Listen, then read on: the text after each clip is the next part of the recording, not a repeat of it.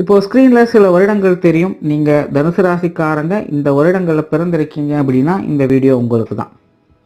பொதுவா தனுசு ராசிக்காரங்க அப்படின்னாலே எப்பவுமே ஒரு அட்ராக்டிவான ஆட்கள் தான். சத்தமே இல்லாம காரியம் சாதிக்கக்கூடியவங்க அப்படின்னு சொல்லலாம்.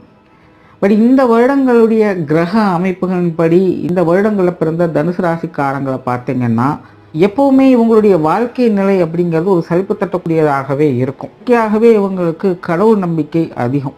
ஆனால் இவங்களெல்லாம் பார்த்தீங்கன்னா சில நேரங்களில் பயங்கர பக்தியோடு இருப்பாங்க, சில நேரங்களில் அப்படியே ஆப்போசிட்டில் நாத்திகர்களாகவும் மாறிடுவாங்க. ஸோ எப்போ என்ன மாதிரியான ஸ்டேட்டில் இருக்காங்க அப்படிங்கிறது இவங்களே புரிஞ்சுக்கிறது கஷ்டமாக தான் இருக்கும். இயற்கையாகவே இவங்களுக்கு ஆசை உணர்வுகள் அப்படிங்கிறது அதிகம்.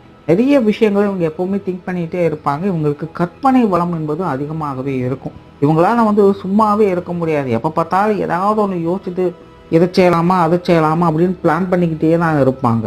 இதனால் அமைதியாக ரிலாக்ஸாக இருக்கணும் அப்படிங்கிறது இவங்களை பொறுத்த வரைக்கும் பெரும் பிரச்சனையாக தான் இருக்கும். ஆனால் இவங்கெல்லாம் இந்த நோண்டு வேலைகளை அதிகம் செய்வாங்க. புதுசாக ஏதாச்சும் ஒன்று ட்ரை பண்ணுறேன்னு ஆரம்பிப்பாங்க. ஆனால் முழுசாக அவங்களால முடிக்கவே முடியாது. ஒரு விஷயத்த முழுசாக கம்ப்ளீட் பண்ணுறதுக்குள்ளேயே அவங்களுக்கு ஈஸியாக சலிப்பு தட்ட ஆரம்பிச்சிடும். கிட்டத்தட்ட இவங்களுடைய வாழ்க்கை முழுவதுமே பார்த்தீங்கன்னா இந்த சலிப்பும் வெறுப்பும் கலந்த நிலைகள்லேயே உங்களுடைய வாழ்க்கை போய்கிட்டு இருக்கு.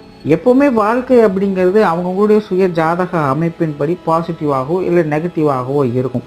ஆனால் இவங்களை பொறுத்த வரைக்கும் வாழ்க்கை அப்படிங்கிறது பாசிட்டிவாக இருந்தாலும் சரி, நெகட்டிவாக இருந்தாலும் சரி, ஒரு நேரம் நல்லா இருப்பாங்க, ஒரு நேரம் கஷ்டப்படுவாங்க, ஒரு நேரம் சந்தோஷமா இருப்பாங்க, ஒரு நேரம் துக்கப்படுவாங்க. ஸோ வாழ்க்கை அப்படிங்கிறது இவங்களுக்கு மாறி மாறி தொடர்ந்து நடந்து கொண்டே இருக்கும். ஒரே மாதிரியான லைஃப் ஸ்டைல் அப்படிங்கிறது இவங்ககிட்ட பார்க்கவே முடியாது. இதனால் வாழ்க்கையில் மன திருப்தி, மன அமைதி அப்படிங்கிறத பெறவே முடியாமல் ரொம்பவுமே கஷ்டப்பட்டுக்கிட்டே இருப்பாங்க. மேலும் இதை பற்றிலாம் தெரிஞ்சுக்கணும்னு நினச்சிங்கன்னா முழு வீடியோ டிஸ்கிரிப்ஷனில் லிங்க் இருக்குது, செக் பண்ணி பாருங்கள்.